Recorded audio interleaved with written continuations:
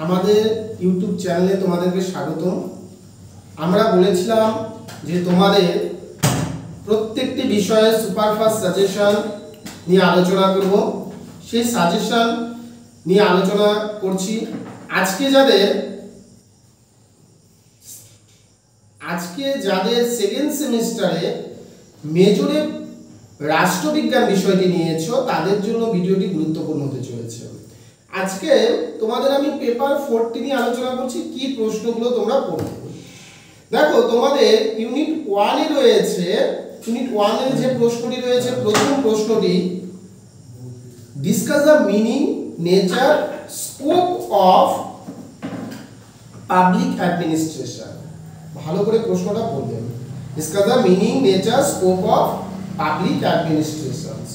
এই প্রশ্নটা এখান থেকে তোমরা 12 জন্য ভালো করে দেখবে যে পাবলিক অ্যাডমিনিস্ট্রেশনের প্রকৃতি ও পরিধি। এরপর তোমরা দেখবে হচ্ছে গিয়ে যে বিভিন্ন যে তত্ত্বগুলো রয়েছে ইউনিট 2 তে, এখান থেকে তোমরা অবশ্যই ম্যাক্স ওয়েবারের যে আমলাতন্ত্র বিষয় থিওরিটা রয়েছে, ম্যাক্স ওয়েবার, এই তত্ত্বটা ভালো করে তোমরা দেখবে। এবং সাথে এফডব্লিউ টেলরের যে সায়েন্টিফিক ম্যানেজমেন্ট থিওরিটা রয়েছে ইউনিট 2 থেকে বলছি। এই দুটো প্রশ্ন তোমাদের খুব ভালো করে দেখতে হবে, ভেরি ভেরি ইম্পর্টেন্ট প্রশ্ন। একটি হচ্ছে ম্যাক্স ওয়েবার আর একটি হচ্ছে এফডব্লিউ টেলরের সায়েন্টিফিক ম্যানেজমেন্ট থিওরি। কোনোটি 10 এ থাকতে পারে, কোনোটি 6 এ থাকতে পারে, কিন্তু প্রশ্ন দুটো পরীক্ষার জন্য যথেষ্ট কমন রয়েছে। এরপরে ইউনিট 3 তেও তোমাদের থিওরি রয়েছে। এখান থেকে অবশ্যই এলটন মিও যে রয়েছে হিউম্যান রিলেশন থিওরি যেটা রয়েছে, হিউম্যান রিলেশন থিওরি এলটন মিওর, এই প্রশ্নটাও তোমরা 10 এর জন্য দেখে যাবে। তার সাথে তোমরা হারবার্ট সিমনের যে থিওরিটা রয়েছে relation decision making, relation decision making যে হারবার্ট সিমনের থিওরিটা রয়েছে, এই থিওরিটাও তোমরা পড়বে। তাহলে আমি কটা থিওরি পড়তে বললাম তোমাদের? 4টা থিওরি তোমাদের এখান থেকে পড়তে হচ্ছে। খুব ভালো করে 4টা থিওরি পড়বে, দেখবে 10 এর জন্য 2টা প্রশ্ন পেয়ে যাবে, 6 এর জন্য হয়তো 2টা পেয়ে যেতে পারো এই 4টা থিওরি থেকে। কি কি?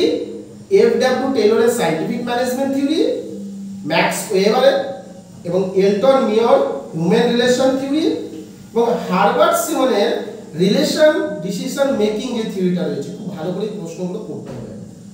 এরপর তোমাদের 6 এর হিসাবে দেখবে তোমরা খুব কমন একটি প্রশ্ন, ডিফারেন্স বিটুইন পাবলিক অ্যাডমিনিস্ট্রেশন এবং new public administration. Difference between public administration and new public administration, এর মধ্যে কি পার্থক্য রয়েছে ভালো করে প্রশ্নটা পড়বে। 6 নম্বরের হিসাবে তোমরা দেখে নেবে হোয়াট ইজ দ্য বা write a short note new public management, write a short note new public management. এরই পাশাপাশি গুড গভর্নেন্স, কমন প্রশ্ন, write a short note good governance, write a short note E governance, ঠিক আছে? এই ধরনের প্রশ্নগুলো। তারপরে ফিমিনিস্ট যে চিন্তা ভাবনা রয়েছে সেই প্রশ্ন, সিলেবাস খুব ছোট রয়েছে। এই প্রশ্নগুলো তোমরা অবশ্যই 6 এর জন্য দেখে যেও, 12 আর 6 এর বাইরে কোনো প্রশ্ন থাকবে না। এখন 3 এর জন্য কি করব? দেখো, সবথেকে সহজ উপায় হচ্ছে এখানে 3 এ কমন পাওয়ার জন্য আমি যে টপিকগুলো বললাম সেই টপিকগুলোর মিনিং অথবা ডেফিনেশনটা পড়ে যাও, দেখবে 4টা প্রশ্ন ইজিলি কমন পেয়ে যাচ্ছ। কি কি পড়বে সেখান থেকে? Meaning of public administration 1 number প্রশ্ন, meaning of new public administration 2 number প্রশ্ন, meaning of new public management 4 number প্রশ্ন, meaning of new public service approach 5 number প্রশ্ন, meaning of good governance 6 number প্রশ্ন, meaning of e governance 7 number প্রশ্ন, feminist যে চিন্তা ভাবনাটি রয়েছে সেটা পড়বে। বাস, এরকম 6 থেকে 7টা যে মিনিং রয়েছে তোমাদের, এই মিনিংগুলো যদি পড়ে দাও 4টা প্রশ্ন ইজিলি কমন পড়ে যাবে।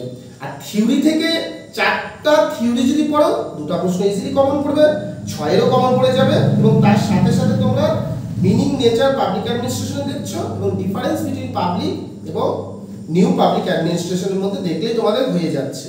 এর বাইরে তোমাদের আর কোনো প্রশ্ন থাকবে না। আমরা ধাপে ধাপে প্রত্যেকটি বিষয়ের, আপাতত তোমাদের মেজর পরীক্ষাগুলো রয়েছে, আমরা মেজরের সাজেশনগুলো দিচ্ছি এবং ধীরে ধীরে তোমাদের সামনে প্রত্যেকটা বিষয়ের আমরা সাজেশন তুলে ধরবো। সবাইকে ধন্যবাদ, সবাই চ্যানেলটির সঙ্গে যুক্ত থাকবে।